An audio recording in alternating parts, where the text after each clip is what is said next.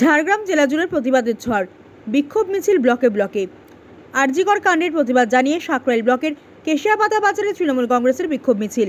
দলের সুপ্রিমো তথা রাজ্যের মুখ্যমন্ত্রী মমতা বন্দ্যোপাধ্যায়ের নির্দেশে আরজিকর কাণ্ডের প্রতিবাদ জানিয়ে দোষীদের শাস্তি ও ফাঁসির দাবিতে শনিবার ঝাড়গ্রাম জেলার সাকরাইল ব্লক তৃণমূল কংগ্রেসের উদ্যোগে সাকরাইল ব্লকের কেশিয়াপাতা বাজারে বিক্ষোভ মিছিলের আয়োজন করা হয়।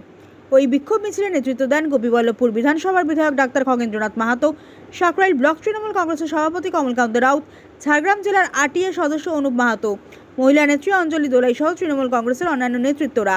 ওই বিক্ষোভ মিছিলে তৃণমূল কংগ্রেসের নেতৃত্ব কর্মী সমর্থকরা সামিল হয়েছিলেন। ওই বিক্ষোভ মিছিলে যোগ দিয়ে এলাকার বিধায়ক ডাক্তার খগেন্দ্রনাথ মাহাতো বলেন, আরজিকরের ঘটনা অতি নিন্দনীয়। এই ঘটনায় দোষীদের শাস্তি ও ফাঁসির দাবি জানিয়েছেন রাজ্যের মুখ্যমন্ত্রী মমতা বন্দ্যোপাধ্যায় ও দলের নেতা অভিষেক বন্দ্যোপাধ্যায়। মুখ্যমন্ত্রী ওই ঘটনার প্রতিবাদ জানিয়ে রাস্তায় নেমে মিছিল করেছেন। কেন্দ্রকে ওই ধরনের ঘটনার দ্রুত বিচারের জন্য নতুন করে আইন তৈরি করার জন্য আবেদন করেছেন। ওই ঘটনার তদন্ত করছে সিপিআই। তা সত্ত্বেও বাংলা জুড়ে অশান্তি সৃষ্টি করার জন্য বিরোধী রাজনৈতিক দলগুলি চক্রান্ত শুরু করেছে। ওই বিক্ষোভ মিছিল থেকে আরজিকর কাণ্ডের বিচার ও দোষীদের শাস্তি এবং ফাঁসি দেওয়ার দাবি জানানো হয়। সেই সঙ্গে জঙ্গলমহলের শান্তি ও উন্নয়নের ধারাকে অব্যাহত রাখার জন্য সকলের কাছে তিনি আহ্বান জানান।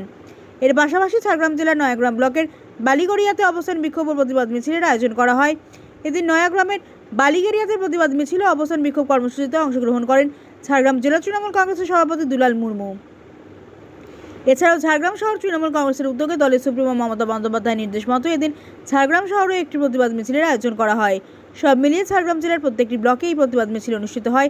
প্রত্যেকটি প্রতিবাদ মিছিলে সাধারণ মানুষ ও তৃণমূল সমর্থকদের ভিড় চোখে পড়ার মতো ছিল। এই সভা মঞ্চে আমি